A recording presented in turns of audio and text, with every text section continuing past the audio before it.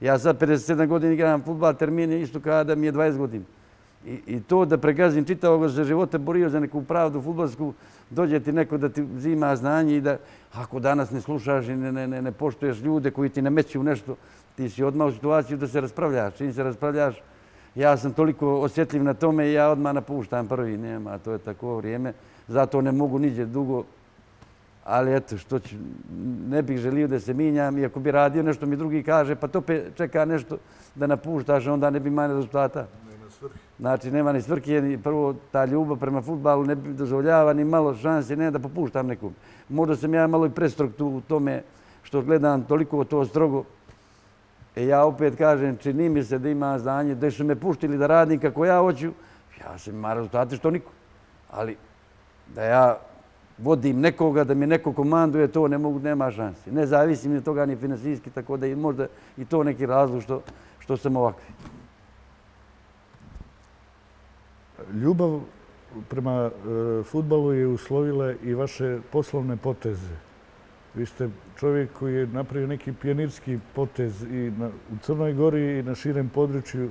Prvi ste napravili sportsku halu za mali fudbal sa bazenom, znači čitav sportski kompleks, a onda ste to prenijeli i u Podgorici, napravili sličan kompleks sa bazenom na Zabilu. Pa znate kako, nije lako, što bi se reklo, no, s konja na magarca. Ja moram to da kažem, biti popularan jednom, nemate niđe. Ja sam shvatio da je to normalno, ne može se igrati fudbal čitavog života. Tako da sam morao da se predijelim za biznis poslije fudbala.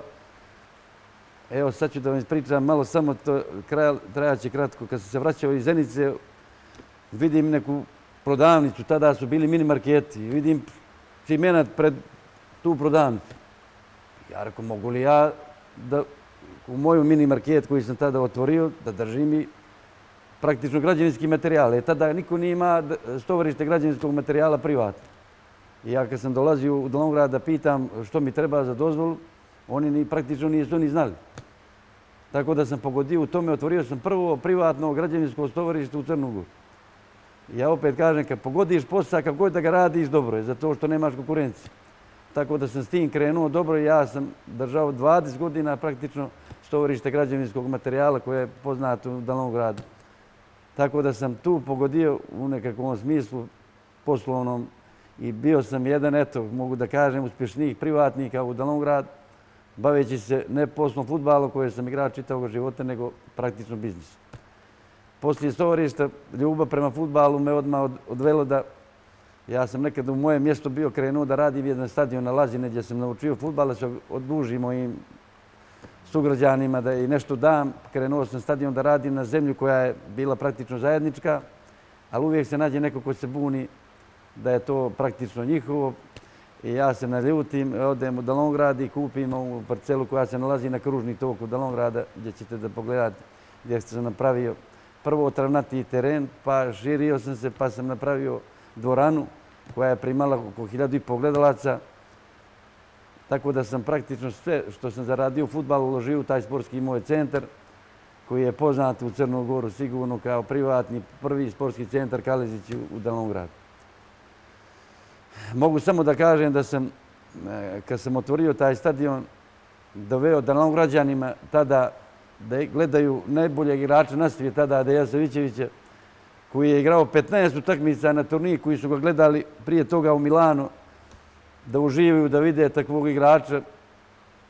Tako da je to dovoljno što sam napravio taj objekat kad sam doveo takvu zvijezdu svjetsku koja je došla pred Dalongrađanima da ih gleda svaku noć jedno 15 dana. On je igrao poslije i na termine i druge još termine, tako da mu se evo i sad i on zahvaljujem. On je uvijek to ispoštovao i kao fudbaler koji je velikoga, širokoga i voli fudbal. Doveo sam tada i evo mogu samo da kažem sve pjevače u bivšoj Jugoslaviji i Ceca mi je gostovalo. Ali mogu da rečem da sam na te pjevače kiksa kad nisam za taj posao, tako da sam tu promošivao, ali što je bilo, bilo je.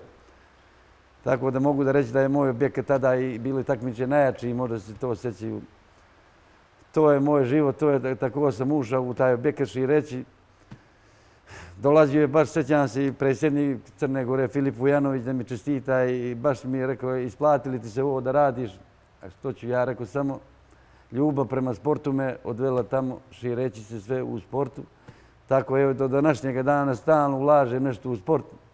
Evo sada, evo, kao što vidite, napravio sam i ovaj bazen, stadion isto. Prvi možda i ne u Crnu Goru, Jugoslaviju, ove veličine, ovakve dimenzija nema niko sigurno kao ovaj stadion što je sada ovaj na bilo za fudbal.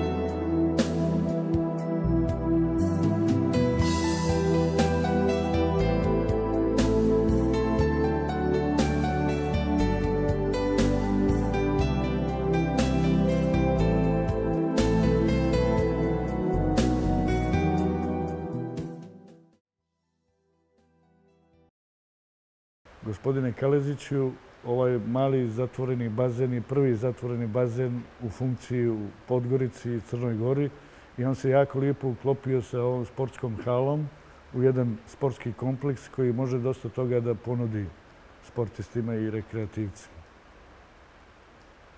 Pa šta ja znam, ja mislim da sam tu ideju dobio. Igrači igraju fudbal ovdje i poslije fudbala oni uvijek su željeli da ima neki bazen da se odmore praktično bazen i tako da sam dobio tu ideju da napravim ovaj bazen sa saunom.